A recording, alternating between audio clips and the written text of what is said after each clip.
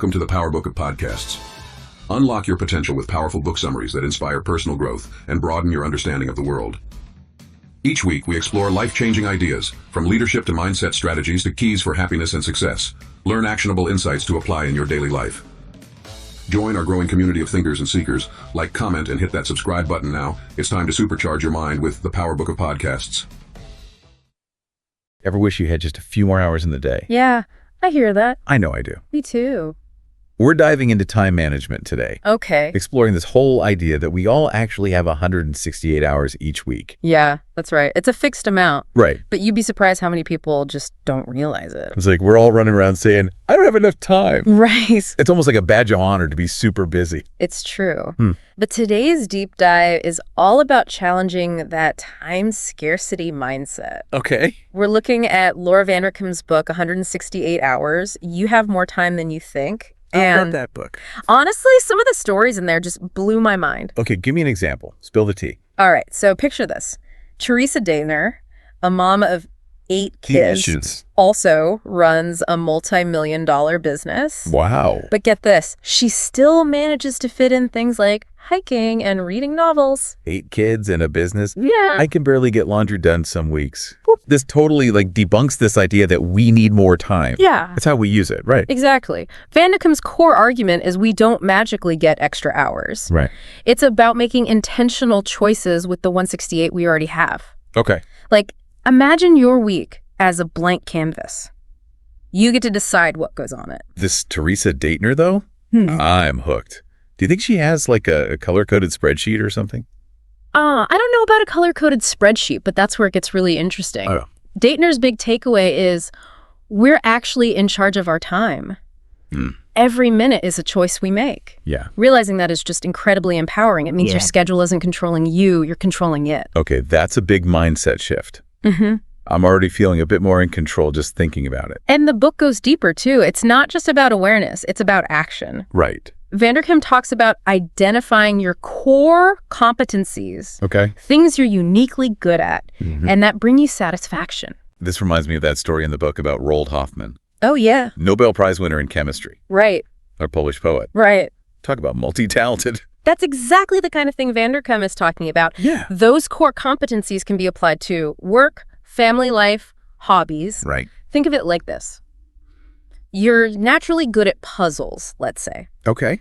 That skill might make you great at strategic planning at work. Yeah. And help you organize amazing family vacations. So, okay, I'm seeing the connection now. So it's take stock of what you're already good at. Yeah. And see how those skills can work for you in different areas of your life. Precisely. And the book highlights that it's not always about, being born a genius at something. Okay. Sometimes those competencies develop over time. Yeah. There's a story about a fitness instructor who discovered her passion later in life, and another about a marine biologist who found deep satisfaction in decades of, really demanding work. So it's about recognizing those things that make you tick. Yes. Whether it's a long-held talent or something you're just discovering. Exactly. And once you've kind of got a handle on your core competencies, you can start thinking about how to maximize the time you spend on them. Okay. Especially when it comes to work. Yeah, because let's be honest, most of us have career goals that require a decent chunk of time and effort.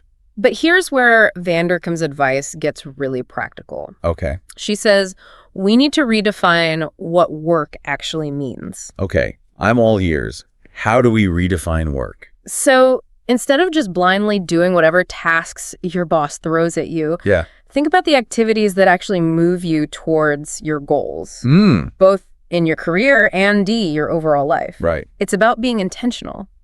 I remember that example in the book about the scientist who really only focused on research that would get published. Oh, yeah. Even if it meant saying no to other tasks that felt like work. That's a great example of someone who's really mastered this concept. Yeah. They identified the work that truly mattered for their goals and made it a priority. And it goes hand in hand with setting boundaries. So we're talking about saying no to things. I find that so hard. Oh, yeah. Especially at work. But it's crucial. Think of it like this. Okay. Your time is a limited resource, right, and you need to invest it wisely. Okay. Boundaries could mean committing to a reasonable work week, Okay. say 30, 60 hours, Right. and being strategic about minimizing low-value activities. Okay. Ever been stuck in a meeting that could have been an email? Oh, tell me about it. I swear, half of my life is spent in pointless meetings. And that's time you could be using for those high-value tasks Yeah. that actually move the needle. And speaking of maximizing those tasks, Vanderkam has this cool tactic called batching. Batching. What's that? Basically, it means grouping similar tasks together Yeah. and doing them in dedicated blocks of time. The book uses the example of Trista Harris, Okay. who blocks off her mornings for strategic thinking. Okay. She found it helped her focus and be way more productive. So instead of jumping back and forth between emails, brainstorming, and scheduling, Yeah. you're like, okay, this morning is all about strategic thinking, no distractions. Exactly. It minimizes that annoying context switching and lets you get in a flow state. Mm-hmm.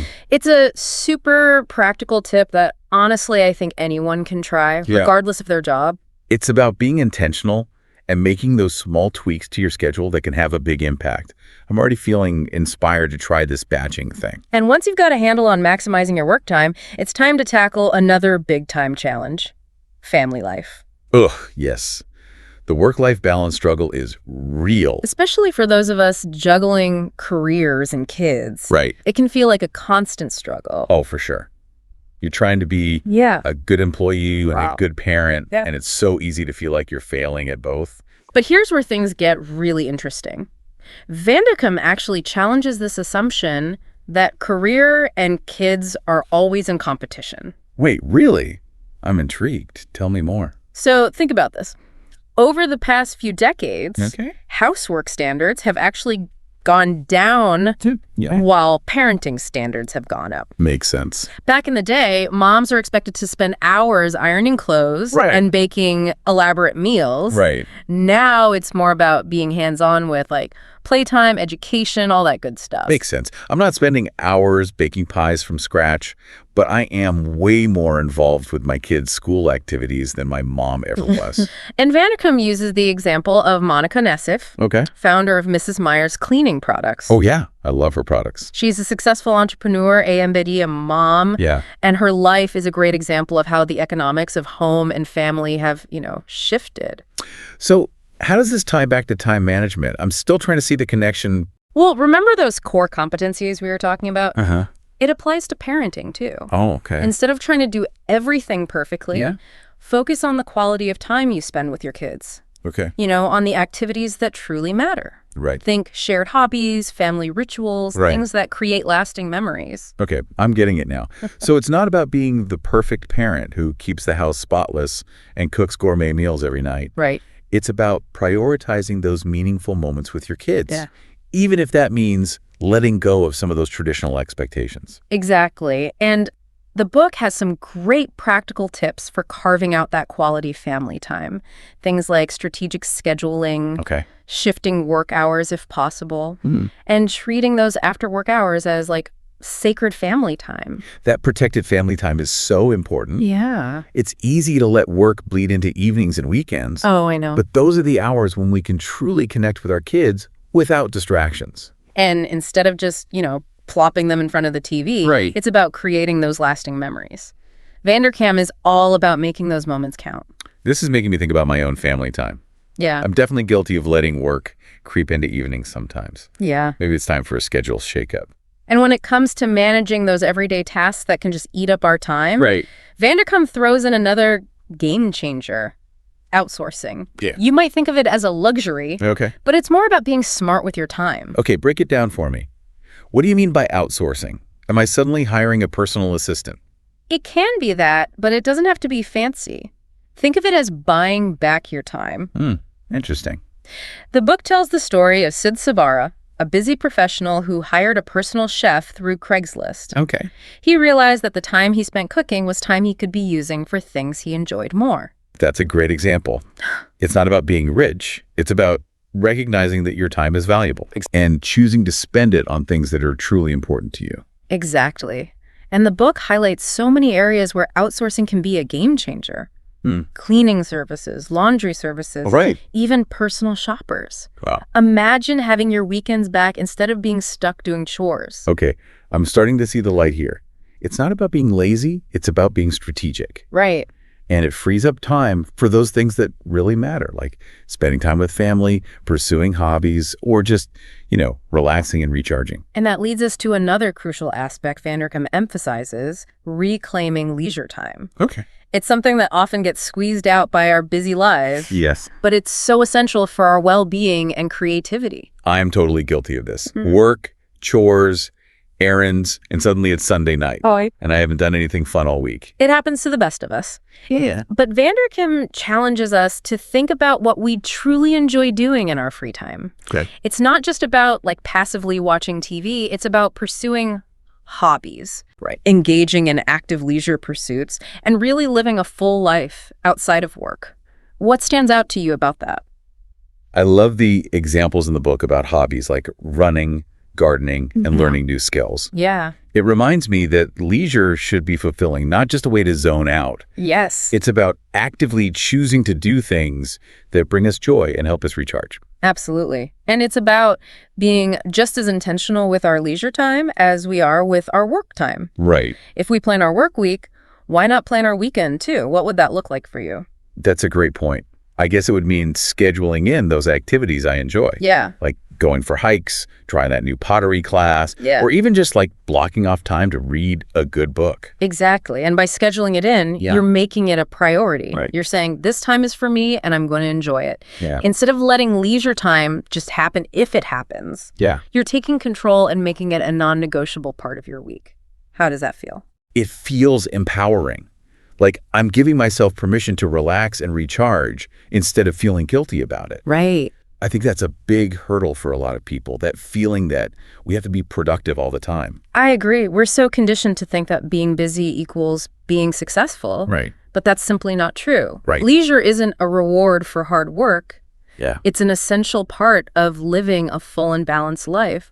And it's something we need to be proactive about protecting. And that brings us back to that initial idea, right? Yeah. We all have 168 hours. Right. It's not about magically getting more. It's about being deliberate and thoughtful about how we use the time we have. Exactly. So we've covered a lot of ground here. We talked about debunking the time crunch myth, identifying those core competencies you rock at, maximizing work time without burning yourself out, finding quality family time even in a busy week, and of course, the power of outsourcing and making leisure a priority. It's a whole new way of looking at your time, isn't it? It really is. I'm already starting to see my own 168 hours in a different light. Yeah. Like a puzzle I can solve instead of just a jumbled mess. And one of the best tools for solving that time puzzle is something Vanderkam calls a time log. Okay, a time log.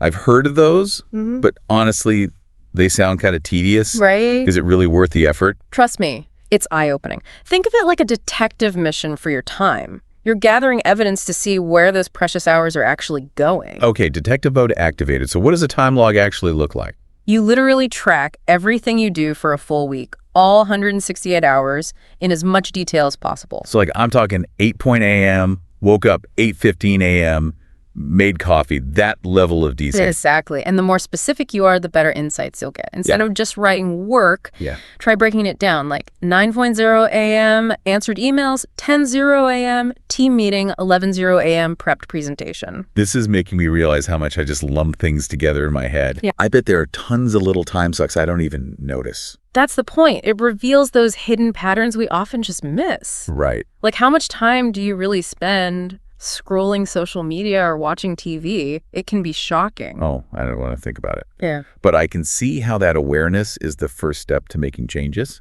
Like once you see where your time is going, you can decide if that's how you want it to be spent. Precisely. The book has examples of people who were totally surprised by their time logs. They thought they were spending way more time on certain things or completely underestimated how much time others were taking up.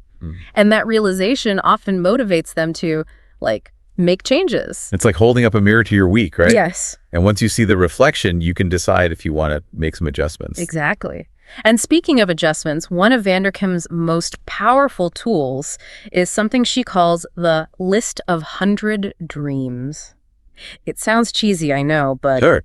hear me out. 100 dreams. Okay. I'm intrigued. Tell me more. It's an exercise in envisioning your ideal life. Literally write down 100 things you'd love to do, experience, or achieve. Okay. Anything goes, big or small. So travel the world, learn to play the piano, finally organize my closet, all of it's fair game. Absolutely. It could be taking a cooking class, writing a novel, or simply spending more quality time with loved ones. Yeah. It's about tapping into those, like, deeper desires, things that maybe get pushed aside in the day-to-day hustle. I love that. It's like giving yourself permission to dream big. Yeah. And then starting to think about how to actually make those dreams a part of your life. Exactly. And once you have that list, you can start looking at your 168 hours differently. Right. Maybe you can't achieve all 100 dreams this week, but you can start taking small steps towards some of them. Yeah. Maybe it's carving out 30 minutes to practice piano or researching that dream trip. What would be on your list? Ooh, that's a dangerous question. My list might be a mile long. Yeah. But honestly, just thinking about it already feels exciting. It's like a reminder that life is about more than just work and chores. There's so much to experience. Exactly. And Vanderkam reminds us that creating this fulfilling life doesn't mean everything has to be perfectly balanced all the time. Oh, my goodness. Life is messy. Truth. There are always unexpected things popping up. Right. And we can't always control every minute of our day. Right. The book isn't about some unrealistic ideal of, like, perfect work-life balance. It's about recognizing that different seasons of life require, like, different time allocations. Maybe when you have young kids, you have less time for career stuff, or vice versa. It ebbs and flows. That's so reassuring to hear. I always feel like I'm failing at this whole balance thing. Right. But maybe it's more about just being flexible and adapting as things change. I think that's a much healthier way to look at it. Yeah. And Vanderkam emphasizes that even small changes can make a big difference. Right. Maybe it's shifting your work hours to have dinner with your family every night. Okay. Or outsourcing a chore to free up your weekend. What small change do you think would have the biggest impact for you? Honestly, even just the idea of being more intentional with my evenings is huge. Instead of mindlessly scrolling on my phone after dinner, maybe I could spend that time reading a book with my kids or working on a creative project. Yeah. Just that little shift would make a big difference in how I feel at the end of the day. That's a perfect example. Yeah. It's about those small tweaks that can create, like, a ripple effect on your overall well-being. And this all ties back to that core idea of taking ownership of your time. Yes. It's not something that just happens to you. It's something you can actively shape and mold. Exactly. And one of the most crucial areas where that ownership comes into play is setting boundaries, especially at work. Because let's be real, it's so easy to get sucked into that never-ending cycle of emails, meetings, and deadlines. Work can easily take over your whole life if you let it. Vanderkam is a big advocate for setting a reasonable limit on your work hours. Okay. Most of the successful people she interviewed aimed for, like, a 30 to 60-hour work week. That's interesting. It sounds counterintuitive, Yeah. but sometimes doing less is actually more productive. So it's not about working yourself to the bone. It's about being smart with your time and energy. Exactly. It's about prioritizing those high-value tasks, Yeah. minimizing distractions, Right. and batching similar activities together, as we talked about earlier. Right. And it's also about learning to say no to things that don't align with your goals. Oof. Saying no is tough. I know. But I can see how it's crucial for protecting your time and sanity. What if saying no means, like, disappointing your boss? Right. Or missing out on a project? That's where you have to weigh your priorities. Is that project truly going to move you closer to your goals? Or is it just going to add more stress and overwhelm to your plate? It's about recognizing that you can't do everything. Okay. And it's okay to prioritize your own well-being and career aspirations. Sometimes saying no is actually a bigger yes to something else that matters more. Exactly. And Vanderkam encourages us to be proactive about creating the work environment we want. Right. If your current job isn't allowing you to focus on your core competencies or achieve your goals, maybe it's time to consider a change. It's about taking ownership of your career path and designing a work life that truly aligns with your values and aspirations. I love that. It's like we're all architects of our own time. And just like an architect needs a blueprint, we need a plan for how we want to spend our 168 hours. And Vanderkam offers some really practical strategies for creating that plan. We've talked about time logging and the list of 100 dreams. Another one that I found super helpful is this concept of time makeovers. Time makeovers. Okay, I'm picturing like those before and after photos in home decorating magazines, but for my schedule. Am I right? You got it. It's about taking a depth dive into your current time allocation Okay. and identifying areas where you can optimize, streamline, and maybe even completely revamp how you're spending those precious hours. The book has some amazing examples of people who transform their lives through time makeovers. Okay, you got to give me a specific example. I need to see this in action. All right, picture this. Catherine Murphy, a lawyer and single mom who felt completely overwhelmed by the demands of her job and raising her daughter. Oh, I feel that. I think a lot of working parents can relate to that feeling of being pulled in a million directions. Absolutely. But through a time makeover, Catherine realized she was spending a ton of time on activities that weren't actually fulfilling or necessary.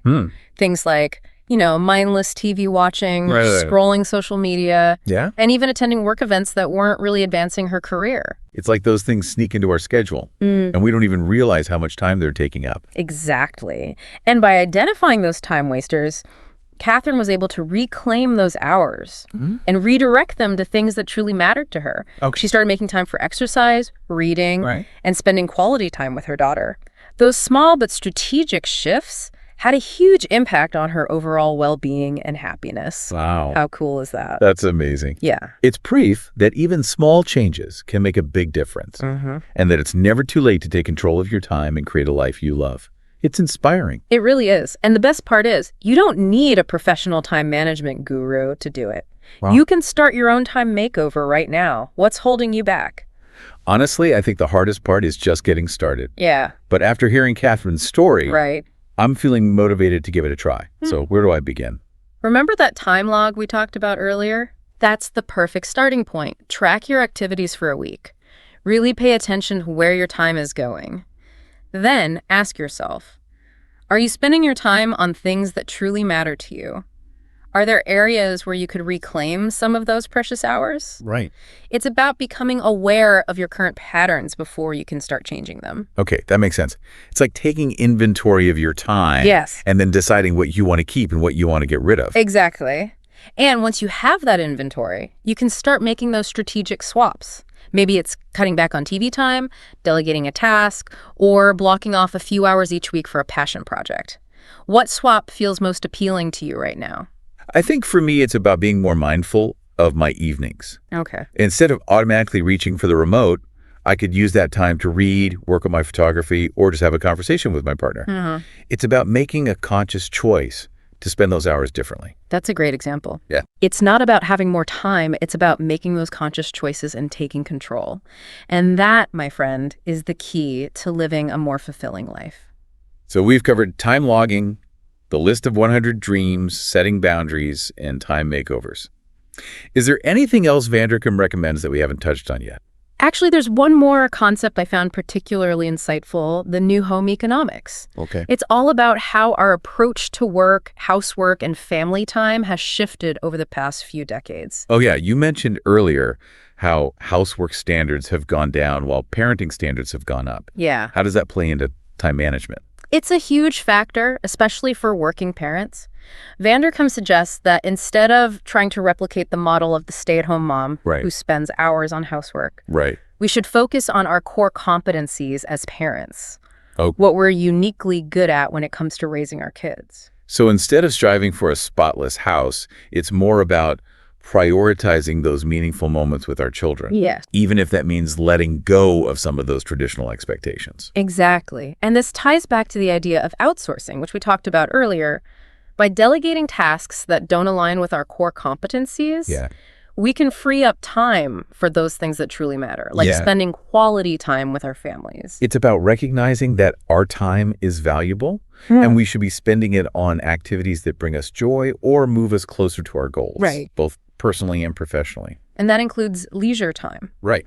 Vanderkam is a big advocate for reclaiming leisure as a source of rejuvenation and creativity. I think it's so important. We often feel guilty about taking time for ourselves, like we should be working or being productive all the time.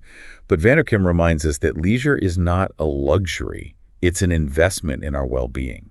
Do you agree? Absolutely. And it's not just about scheduling time for leisure. Okay. It's about making it a priority and protecting that time. Right. Just like we would protect time for, like, a work meeting. So it's not just about saying, okay, I'm going to relax for an hour on Sunday. It's about actually putting it in your schedule and treating it as a non-negotiable appointment with yourself. Exactly. And by doing so, you're sending a clear message that your well-being matters. You're giving yourself permission to relax and recharge without feeling guilty about it. What would that look like for you? It would mean like blocking off time for those activities I truly enjoy, like going for a hike, spending time in nature, reading a book, or having dinner with friends, and treating those blocks of time with the same level of importance as I would like a work deadline. That's a great example. Yeah. It's about shifting our mindset from scarcity to abundance. Instead of feeling like we're constantly running out of time, we can start seeing the possibilities within our 168 hours. It's like we're taking back control and saying, this is my time, and I'm going to use it to create a life that I love. Exactly. And that brings us to another important aspect of time management, the intersection of career and family time. It's a topic that's often filled with, like, guilt and stress. Yes. Especially for working parents. I constantly feel like I'm failing at both being a good parent and a successful professional. Right. Like, those roles are always competing with each other. But Vanderkam offers a reframing that I found incredibly helpful. She suggests that instead of viewing career and family as separate entities, we should look for ways to integrate them. How do we integrate them? I feel like they're always in different boxes in my head. It's about finding those points of intersection where our work and family lives can complement and support each other. Maybe it's finding ways to involve your kids in your work or finding a job that allows you to spend more time with your family. What do you think? I like that.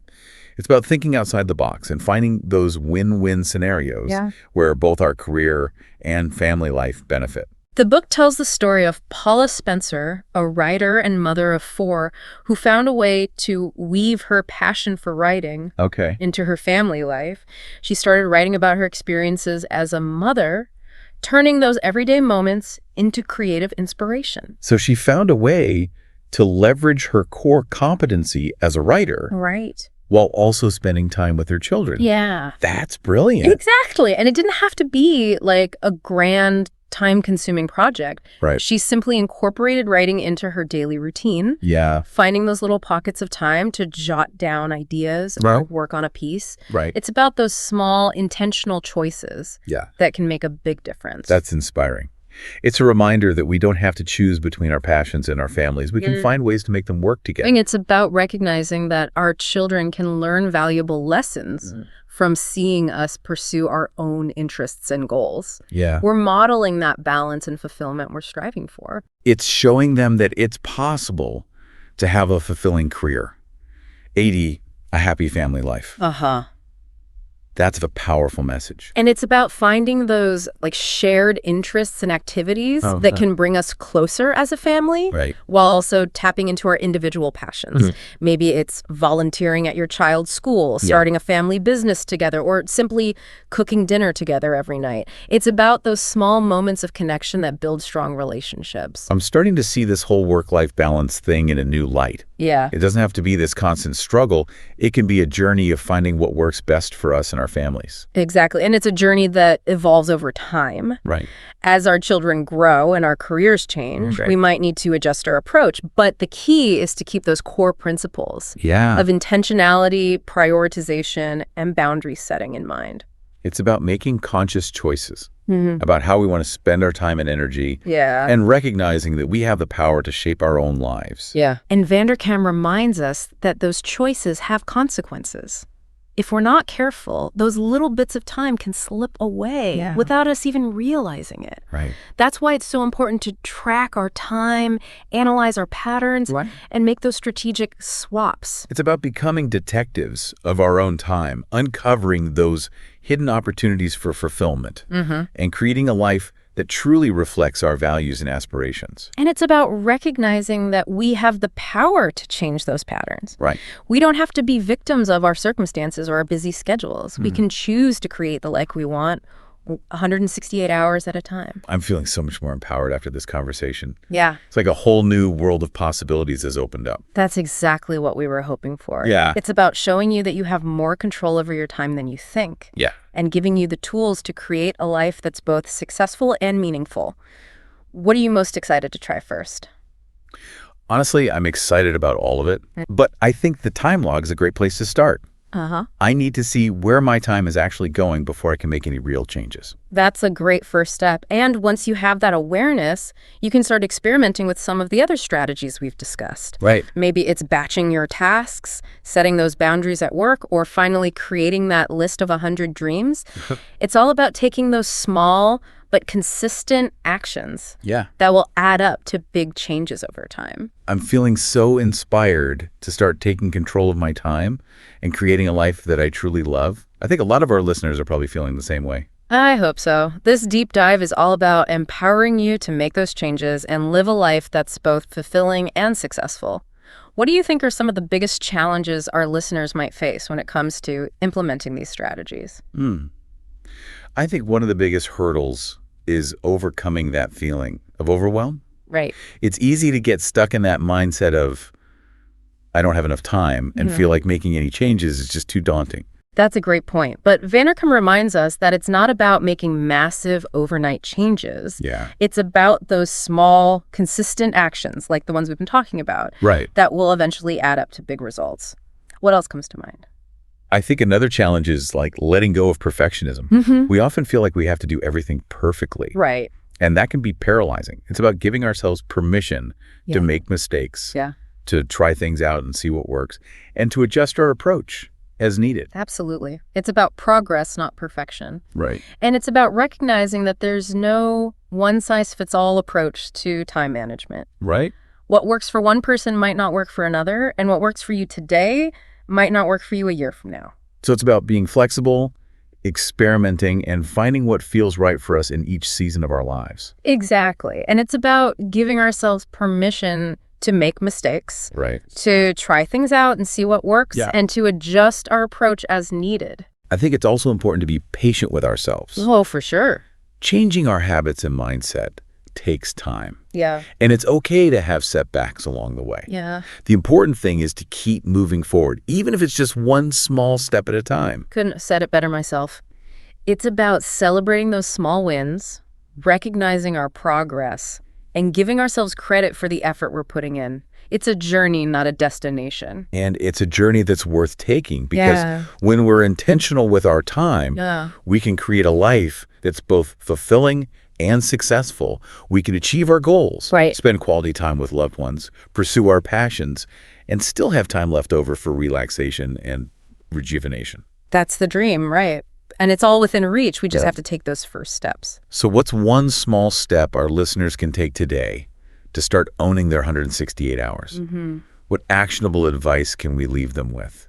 I think the best piece of advice is to simply start tracking your time, even if it's just for a day or two. Start paying attention to where your time is actually going. You might be surprised by what you discover.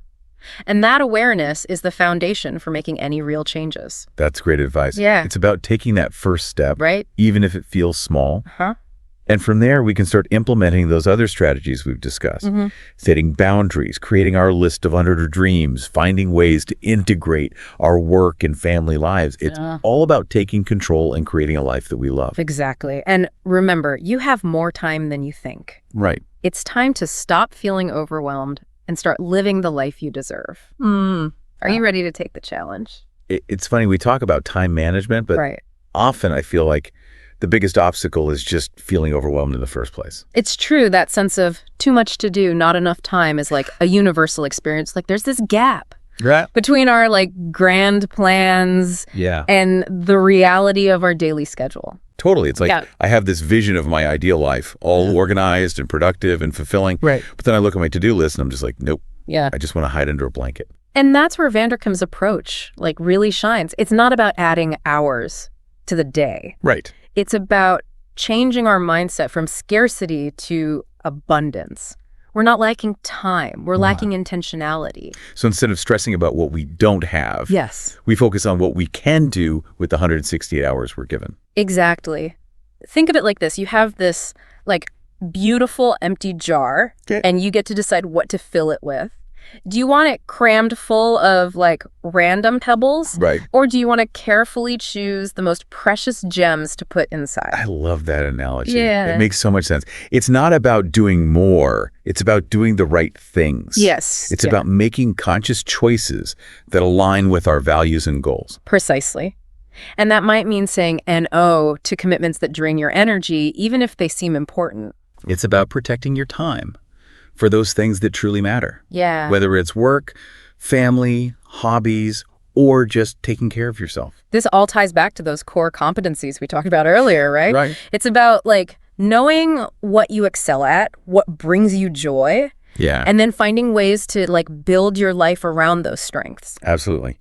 It's about aligning your time with your passions and purpose and recognizing that your time is a valuable resource that shouldn't be wasted on activities that don't serve you. You mentioned this before, but I think it like bears repeating, this idea of opportunity cost. Oh, yeah. Every time we say yes to something, we're saying no to something else. That's a crucial point. Yeah. It's not about like judging how you spend your time. Yeah. It's about being aware of those trade-offs.